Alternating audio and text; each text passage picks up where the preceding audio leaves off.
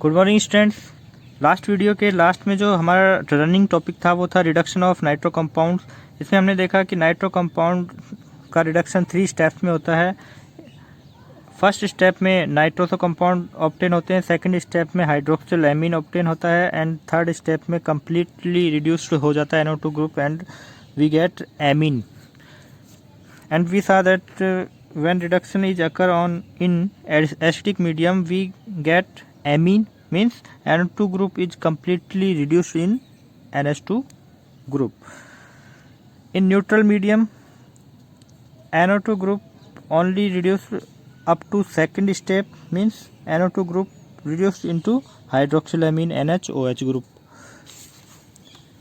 और इसमें देखा था कि in basic medium means alkaline medium में जो एरोमेटिक नाइट्रो कंपाउंड हैं वो एजोक्सीबेंजीन, एजोबेंजीन, हाइड्रोएजोबेंजीन में कन्वर्ट होते हैं according to their reducing agent. और फोर्थ रिडक्शन मेथड है इलेक्ट्रोलाइटिक रिडक्शन।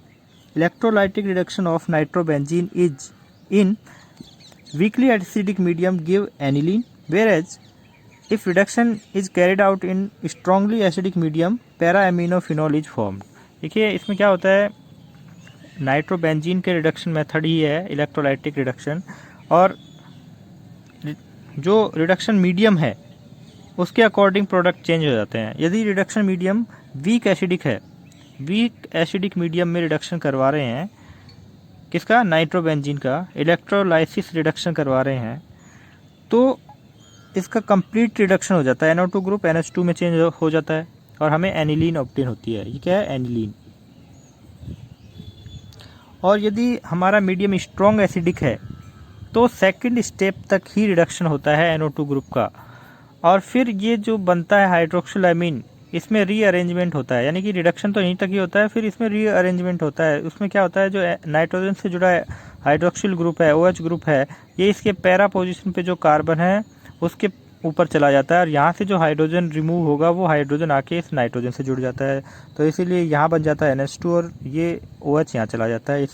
तो जो प्रोडक्ट हमें ऑब्टेन हुआ वो क्या है, पैरा एमिनोफिनॉल। ये ध्यान रखना इम्पोर्टेंस इसकी यही है कि हमें यहाँ थोड़ा ध्यान देना पड़ेगा, वीक एसिडिक मीडियम है या स्ट्रॉन्ग एसिडिक मीडियम है, तो फाइनल प्रोडक्ट क्या होगा, ठीक है ना। सेकेंड केमिकल प्रॉपर्टी है hydrolysis. Hydrolysis primary nitro compound and secondary nitro compounds का ही होता है, या फिर हम कहें प्राइमरी नाइट्रो एल्केन और सेकेंडरी नाइट्रो एल्केन का ही हाइड्रोलाइसिस होता है, टर्सरी नाइट्रो एल्केन का हाइड्रोलाइसिस नहीं होता है।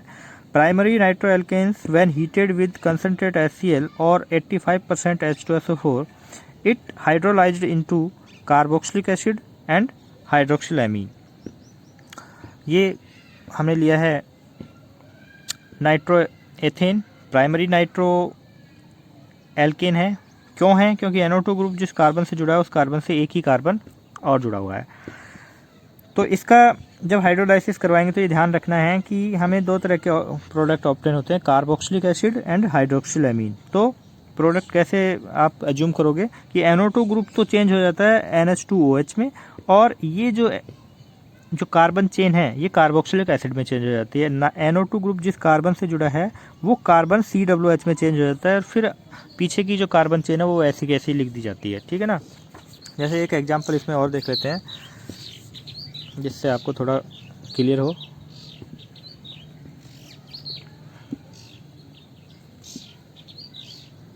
ये लिया, ठीक है, इसका IUPAC नेम क्या है,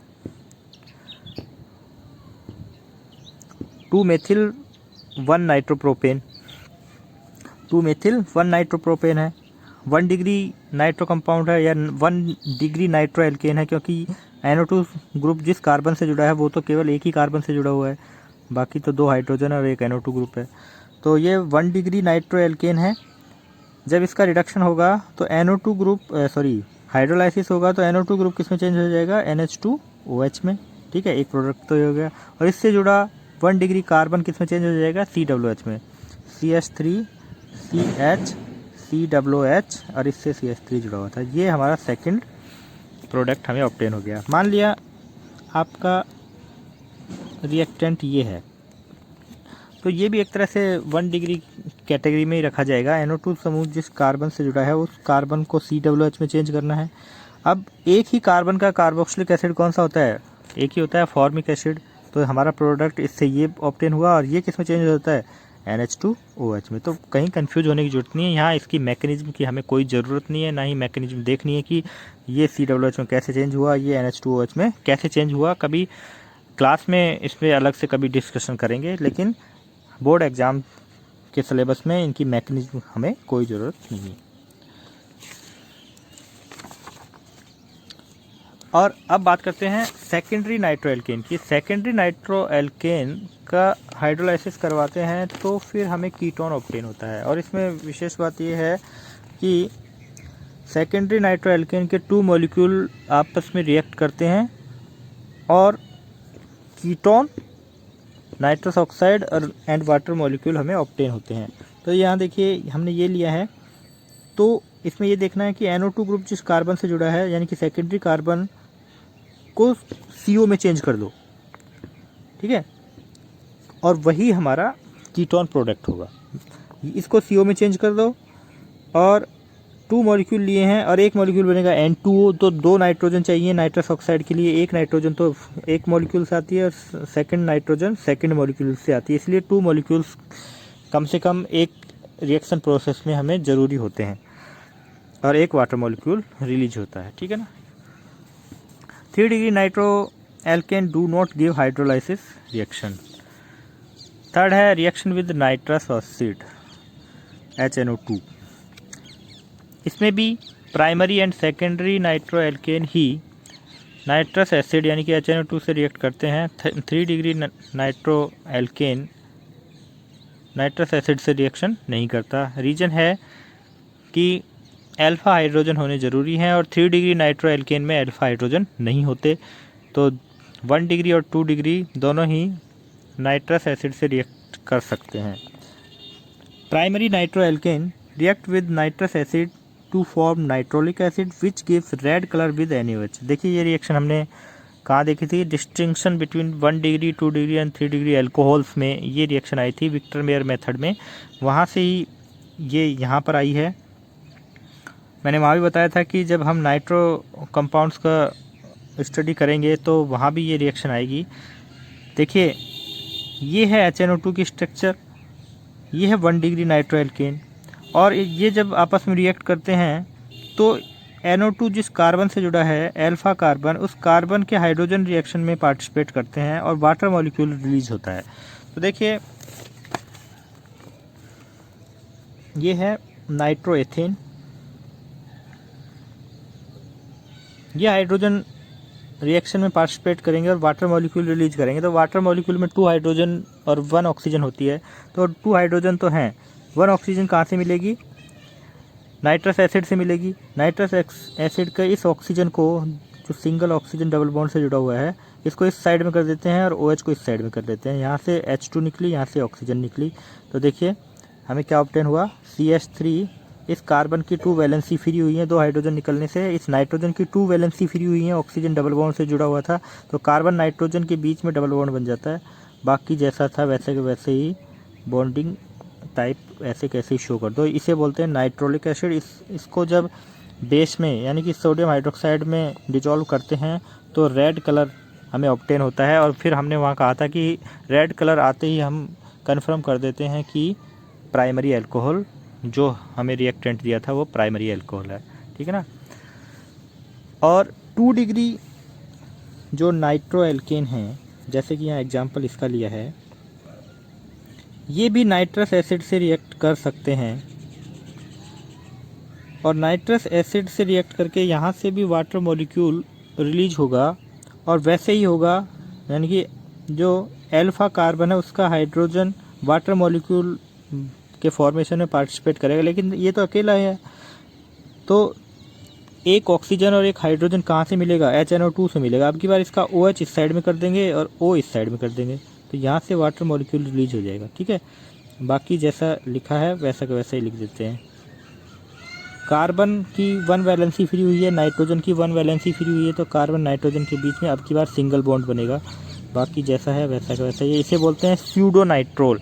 स्यूडोनाइट्रोल ब्लू कलर का होता है, जिससे कन्फर्म हो जाता है जैसे स्यूडोनाइट्रोल NaOH में जैसे ही डिजोल्व करेंगे तो ये ब्लू कलर देता है, जिससे कन्फर्म हो जाता है कि भाई जो रिएक्शन प्रोसेस चल रही थी वो 2 डिग्री अल्कोहल की थी वहाँ जब हमने इसको देखा था। 3 degree nitro alkane do not react with nitrous acid because 3 degree nitroalkane do not have alpha hydrogen atom. Okay. Fourth है हेलोजिनेशन। हेलोजिनेशन रिएक्शन भी अल्फा कार्बन के पास जो अल्फा हाइड्रोजन होते हैं उन्हीं के द्वारा शो की जाती है। इसका मतलब है कि primary nitroalkane and secondary nitroalkane ही हेलोजिनेशन रिएक्शन में पार्टिसिपेट करते हैं। तो जितने अल्फा कार्बन के पास हाइड्रोजन होंगे उतने ही हेलोजन मॉलिक्यूल हम यहाँ लेंगे। हेलोजन क्या लिया है हमने, क्लोरीन लिया है, तो 3 क्लोरीन मॉलिक्यूल क्यों लिए हैं, क्योंकि 3 अल्फा हाइड्रोजन यहाँ प्रेजेंट हैं। और जितने हेलोजन मॉलिक्यूल लेंगे उतने ही फिर बेस मॉलिक्यूल लेंगे, यानी कि सोडियम हाइड्रोक्साइड के मॉलिक्यूल लेंगे। ये तीनों ही हाइड्रोजन 3 क्लोरीन मॉलिक्यूल से रिप्लेस हो जाते हैं। ये तो हो जाता है CCl3NO2 और बाकी यहाँ से रिमूव होने वाले तीनों हाइड्रोजन यहाँ बचे हुए 3 Cl के साथ रिएक्ट करके 3 HCl का फॉर्मेशन करते हैं। वो 3 HCl 3 NaOH के साथ रिएक्ट करके साल्ट एंड वाटर का फॉर्मेशन करते हैं, क्योंकि 3 HCl और 3 NaOH क्या होगी, एसिड बेस रिएक्शन होगी। एसिड बेस रिएक्शन में साल्ट एंड वाटर का फॉर्मेशन होता है, तो 3 NaCl और 3 H2O फाइनल प्रोडक्ट के रूप में ऑब्टेन होंगे। इसे बोलते हैं क्लोरोपिक्रीन, इसीलिए ये इंपॉर्टेंट हो जाती है ये रिएक्शन। ठीक है, क्लोरोपिक्रीन का फॉर्मेशन एग्जाम में पूछ लिया जाता है। अब यहाँ देखिए, ये 2 डिग्री नाइट्रोएल्केन है। अल्फा कार्बन के पास एक ही हाइड्रोजन है, तो इसीलिए हमने हेलोजन एटम भी एक ही लिया, हेलोजन मॉलिक्यूल भी एक ही लिया है। अब की बार यहाँ Br2 मॉलिक्यूल लिया है, तो एक ही मॉलिक्यूल हेलोजन का लिया है, तो NaOH का भी एक ही मॉलिक्यूल लेंगे। ये बात ध्यान में रखना है आपको। आई होप समझ रहे होंगे मैं क्या कहने की कोशिश कर रहा हूँ। एक अनदर एग्जांपल लेकर देखते हैं। जैसे ये लिया, तो अल्फा का कार्बन ये है और इसके पास ये अल्फा हाइड्रोजन है, 2 अल्फा हाइड्रोजन है, तो अब की बार हम 2 Br2 लेंगे और 2 ही NaOH लेंगे। ये कहने की कोशिश कर रहा हूँ। यहाँ 3 थे तो 3 Cl2 लिया, यहाँ 1 है तो 1 Br2 लिया। ठीक है, उसी के अकॉर्डिंग फिर प्रोडक्ट ऑब्टेन होते हैं। अल्फा हाइड्रोजन को Br ने रिप्लेस कर दिया, हाइड्रोजन सेकंड Br के साथ रिएक्ट करके HBr का फॉर्मेशन करता है, HBr NaOH के साथ रिएक्ट करता है, तो NaBr एंड H2O का फॉर्मेशन होता है लास्ट में। एक तो ये प्रोडक्ट बना, एक NaBr है, एक H2O। तो ये थे halogenation reactions. Last reaction type है ring substitution reaction of nitrobenzene. इसमें electrophilic substitution reaction and nucleophilic substitution reaction दोनों ही देखेंगे। जो नाइट्रोबेंजीन है दोनों ही रिएक्शन शो करते हैं, electrophilic substitution reaction and nucleophilic substitution reaction. बात समझ गए होंगे, ये सिर्फ नाइट्रोबेंजीन के लिए ही ये दोनों रिएक्शन देखी जा रही हैं। तो नाइट्रोबेंजीन इलेक्ट्रोफिलिक सब्स्टिट्यूशन रिएक्शन भी शो करता है, लेकिन बहुत ही कम। रीज़न क्या है कि जो नाइट्रो ग्रुप है वो -I इफेक्ट वाला है एंड -M इफेक्ट वाला है, यानी कि ये बेंजीन रिंग में से इलेक्ट्रॉनों को एब्स्ट्रैक्ट कर लेगा, खींच लेगा अपनी तरफ। तो इससे क्या होगा कि बेंजीन रिंग के ऑर्थो एंड पैरा पोजीशन पर पॉजिटिव चार्ज आ जाता है। और जब इलेक्ट्रोफाइल आता है तो आपको पता है कि जो इलेक्ट्रोफाइल होता है उसके पास इलेक्ट्रॉनों की वैसे ही कमी रहती है। तो इलेक्ट्रोफाइल जब आएगा जुड़ने के लिए तो वो ऑर्थो और पैरा पर तो जुड़ेगा नहीं, क्योंकि इसकी रेजोनेटिंग स्ट्रक्चर में देखिए कि ऑर्थो और पैरा पोजीशन पे तो क्या है, पॉजिटिव चार्ज है। इलेक्ट्रोफाइल आ रहा है तो उसको क्या चाहिए, इलेक्ट्रॉन चाहिए। तो ऑर्थो और पैरा पे तो वैसे ही इलेक्ट्रॉनों की कमी है, तो आने वाला इलेक्ट्रोफाइल कैसा होगा, कहाँ जुड़ेगा, मेटा पोजीशन पे जुड़ेगा। इसलिए NO2 group Meta directing group है, डीएक्टिवेटिंग ग्रुप है। देखिए मेटा डायरेक्टिंग का मतलब है कि आने वाले इलेक्ट्रोफाइल को मेटा पोजीशन पे अटैच होने के लिए गाइड करता है, और डीएक्टिवेटिंग का मतलब है कि बेंजीन रिंग में इलेक्ट्रॉन डेंसिटी को कम कर देता है। इसका मतलब बेंजीन रिंग को डीएक्टिवेट कर देता है रिएक्शंस के लिए। इसीलिए दोनों ही नाम लिए जाते हैं कि NO2 ग्रुप मेटा डायरेक्टिंग है एंड डीएक्टिवेटिंग ग्रुप है। इन nitrobenzene NO2 group is meta-directive and deactivating group towards electrophilic substitution reactions. This can be explained on the basis of following resonating structure. तो रेजोनेटिंग स्ट्रक्चर देखिए कैसे बनाते हैं इसकी, ये भी एक अपने आप में अलग क्वेश्चन है कि नाइट्रोबेंजीन की रेजोनेटिंग स्ट्रक्चर शो कीजिए। ये NO2 ग्रुप की स्ट्रक्चर होती है। नाइट्रोजन से एक ऑक्सीजन डबल बॉन्ड से जुड़ा रहता है और एक ऑक्सीजन जो कोऑर्डिनेट बॉन्ड है उससे जुड़ा रहता है। कोऑर्डिनेट बॉन्ड को एरो के साइन से शो करते हैं, लेकिन जब एरो के साइन से शो नहीं करते हैं तो फिर इसको पॉजिटिव और नेगेटिव जो चार्ज है वो दिखाने होते हैं। जो एटम अपने लोन पेयर दे रहा है उसके ऊपर पॉजिटिव चार्ज, और जो एटम इलेक्ट्रॉन जो ले रहा है वो उसके ऊपर नेगेटिव चार्ज दिखाते हैं। ठीक है, तो इसके ऊपर ये पॉजिटिव चार्ज इस बॉन्ड की वजह से आया है। अब जैसे ही ये ऑक्सीजन जो डबल बॉन्ड से जुड़ा हुआ है ये अपने पाई इलेक्ट्रॉन अपने पास ले लेता है तो इसके ऊपर नेगेटिव चार्ज आ जाता है। तो नाइट्रोजन अपने इस बॉन्ड की पूर्ति करने के लिए बेंजीन रिंग में से 2 इलेक्ट्रॉन को एब्स्ट्रैक्ट करता है, यहाँ से खींचता है। जैसे ये इलेक्ट्रॉन पाई इलेक्ट्रॉन इस नाइट्रोजन और इस कार्बन के बीच में यहाँ डबल बॉन्ड बन गया। ये इलेक्ट्रॉन ऊपर जाने से इस कार्बन पे पॉजिटिव चार्ज आ गया। अब रेजोनेंस शुरू हो गया। इस पॉजिटिव चार्ज को ख़त्म करने के लिए ये इलेक्ट्रॉन यहाँ जाएंगे तो पॉजिटिव चार्ज यहाँ जाएगा, यहाँ गया। अब इस पॉजिटिव चार्ज को ख़त्म करने के लिए ये इलेक्ट्रॉन यहाँ आएंगे तो पॉजिटिव चार्ज यहाँ चला जाएगा, यहाँ चला गया। अब इस पॉजिटिव चार्ज को ख़त्म करने के लिए फिर से वो नाइट्रोजन ने जो इलेक्ट्रॉन लिए थे शुरू में उसको देने पड़ते हैं। जैसे ये इलेक्ट्रॉन यहाँ देगा तो ये नाइट्रोजन अपने ये इलेक्ट्रॉन जो ऑक्सीजन ने ले लिए थे वो वापस आ जाएंगे, और फिर से जो पहली वाली स्ट्रक्चर जब बन जाती है तो इसका मतलब रेजोनेंस ख़त्म हो जाता है। तो ये तो रेजोनेटिंग स्ट्रक्चर कैसे शो करते हैं ये तो देख लिया, लेकिन ये इसलिए ज़रूरी थी कि हम बता सकें कि इलेक्ट्रोफिलिक सब्स्टिट्यूशन रिएक्शन में NO2 ग्रुप मेटा डायरेक्टिंग होता है। उसका रीज़न ये है कि ऑर्थो और पैरा पोजीशन पे इलेक्ट्रॉन डेंसिटी कम होती है और आने वाला इलेक्ट्रोफाइल वहाँ जुड़ेगा जहाँ इलेक्ट्रॉन डेंसिटी थोड़ी ठीक ठाक होगी, ज़्यादा होगी, वो है मेटा पोजीशन।